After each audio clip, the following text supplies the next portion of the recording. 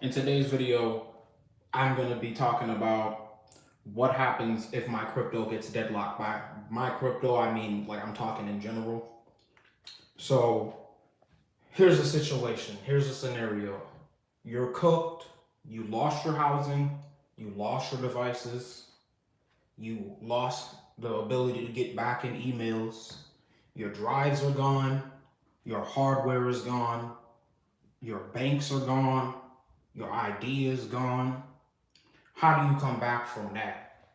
I gotta say that you may need a bit of help. First off, that'd be lesson number one. Don't fuck over your people when you really need your help after you probably lose all your money for God knows when the market's gonna do this, and this. Because it's not about throwing money at relationships. So that's one thing because a lot of people can't come back from those scenarios. um, I want to say that how I don't necessarily know how to get back in that situation. I'll say, but however you set it up, I would want to assume that there's some sort of way that I'm not that technically involved off of like code perspective. So when it comes to like PCs and then like files and then like systems and stuff like that, it gets really complex unless you have years of experience. I can barely read any of that, and it's like you're still starting from zero again. So you have to understand the risk levels of the commodities that you're dealing with. Once you can't have access to them, where's your fallback? That's the only way I think you really make it out of that situation. Because if you get locked out of all your devices and everything, et cetera, what's your fallback? You know what I'm saying? You always got to have that plan B in crypto because with crypto, Bitcoin, you can always play the game when it's overvalued, but those undervalued years when you didn't have it together, if you're gonna burn through all the funds you made during the bull run in a bear market, it basically was pointless. So you have to have those alternate sources of income that are legal, not illegal, because you want legal certain, stuff that like you can prove where it came from. I want to say somewhat that's definitely going to be beneficial because if well, I'm not saying somewhat for me. I mean, it's difficult, but it's not impossible to source everything and how you get it and da da da. I'm not a professional at that. Seek tax information professionals for that information, but assuming you try to keep up with everything, assuming you're trying to keep up with everything, one thing that happens to people when they get deadlocked with this crypto shit, they owe a bunch of fucking tax out of nowhere. So you have to be careful about how you play that game. You can't be scared to pay them. That's like the biggest fuck up I see. Like, you can't be scared to pay them. There's nothing wrong with paying the IRS what they're trying to get out of you just because you're not gonna beat them. So that's not what this is for. People think you can like run forever from the IRS, like in crypto. Like, you might just be making their job easier. I'm not gonna lie. So there's that. There's that because if you don't know how to run when you can barely jog, people that are you're going up against Olympic speed athletes basically. Like, you're not running away from the tax man. You're not running away from taxes. I'm sorry. It's fine though because you have to structure your net worth such in a way to where the fallbacks and the plans that you have, that they're not just, I want to say that they're not just anything going on. So what's the word? What's the word?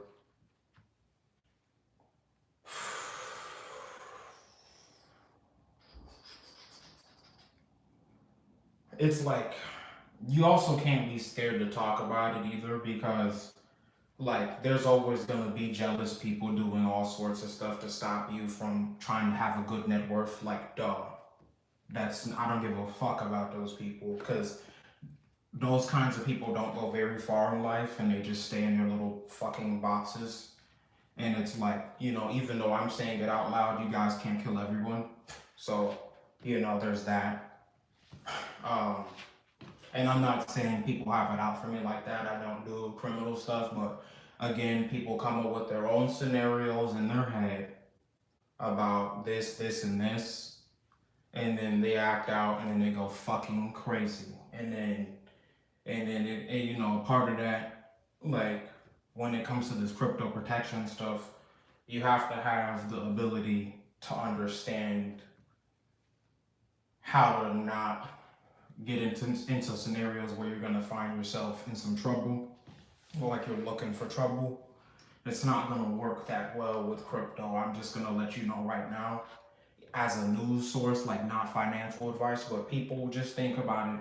People that think crypto makes them untouchable, unfortunately, like that's not how that works. That's not how that works, because when people think that like shit is untouchable,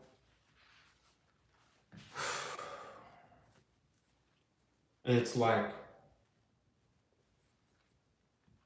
and you're gonna have to pay the piper. You're gonna have to pay the piper. Nobody wants to pay the piper. Everybody wants to run away from the piper, but you gotta pay the piper because you're playing a fucking flute song. I'm sorry. I'm sorry. I'm just saying, bro. Stop playing with fire if you're gonna be in this game and shit, trying to bet on alts and fucking DeFi and NFTs and da da da da da da da, and you're trying to get rich real quick because you think the market's not designed to make you lose money first. Stupid ass. So there's that. And I'm not talking to like my actual viewers. I'm just saying like straight up people like that actually believe that the markets are designed to only give them money. I'm sorry to burst your bubble, that is not how this shit works.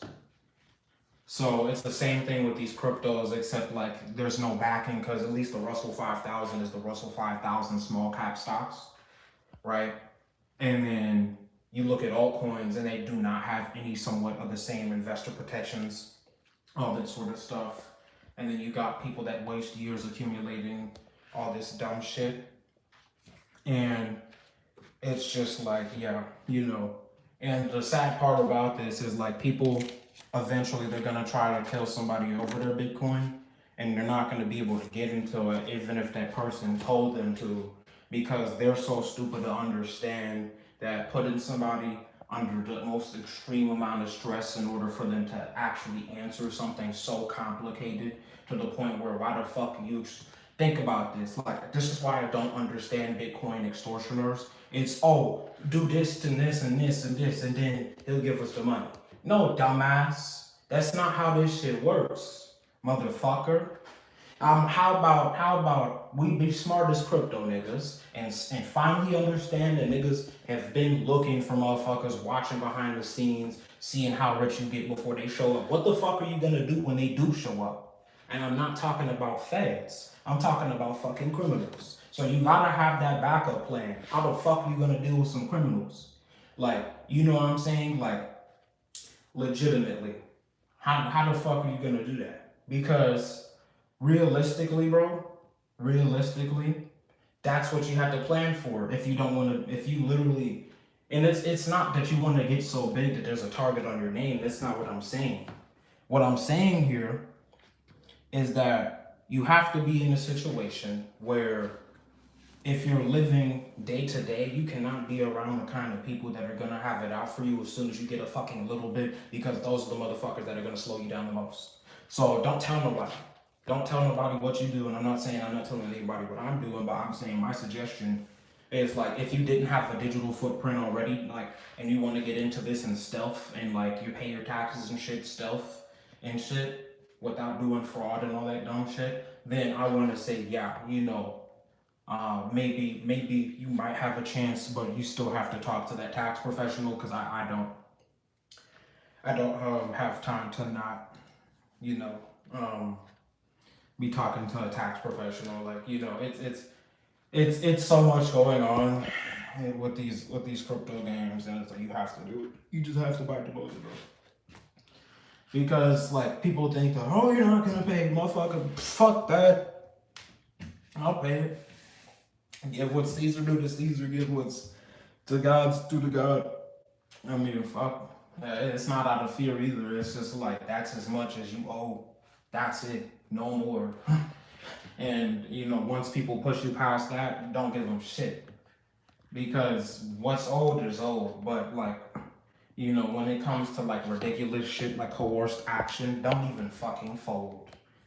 Don't even fucking fold. And it's just like you have to be somewhat willing to submit your life to the will of God to even be able to talk about this shit in such a way, because people always what's stupid, like, you know, with these crypto cases, it's basically the United States government has so little regulation that when crypto crimes happen, they can't really solve that shit. So it just goes to show how little they actually are good at, you know, actually hosting these investigations, because they don't have anybody that can actually read these smart contracts. And I believe that that actual aspect of what's gonna happen next in this Bitcoin in game is like internet money police.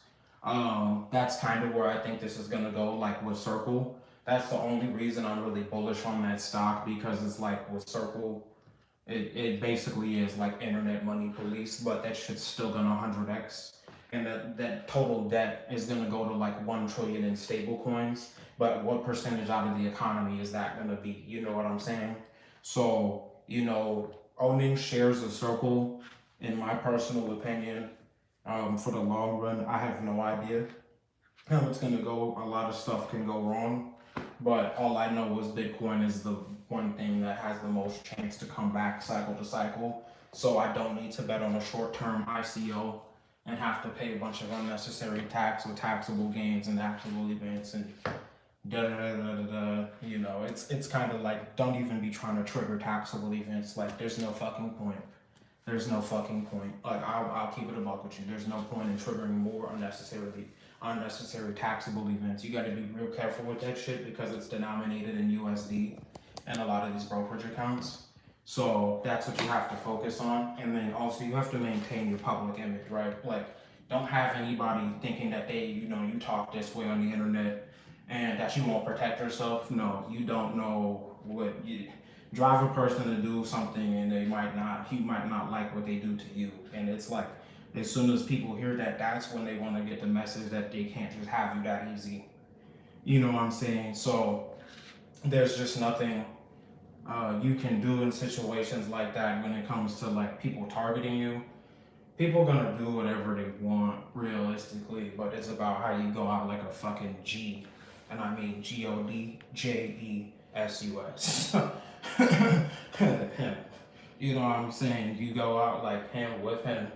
You got a place in his kingdom in the next life. Don't get caught up thinking Bitcoin is Jesus. And then don't get caught up in these Bitcoin Jesuses. Those are just like fake antis, bro. Children of the anti, bro. How are you gonna endorse Bitcoin and Jesus in the same fucking sentence? And I mean I mean it in this way. You're gonna say literally Bitcoin Jesus like he fucking died for money? No. You're slow. You're slow. Now saying something like Bitcoin and Jesus, oh, you wanna put Bible verses on the Bitcoin blockchain. Oh, you know, that's actually not a bad idea, because it's already been done. So, you know, you're coming up with a form of stone to write on.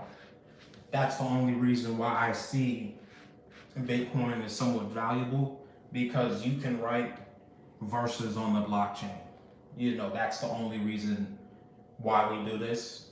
I don't even know how to do that yet, but you know, there's so much going on with these markets all the time. And then once you have false experiences, um, it's basically like your investment maturity has to kick in for real, because if it doesn't, and you're just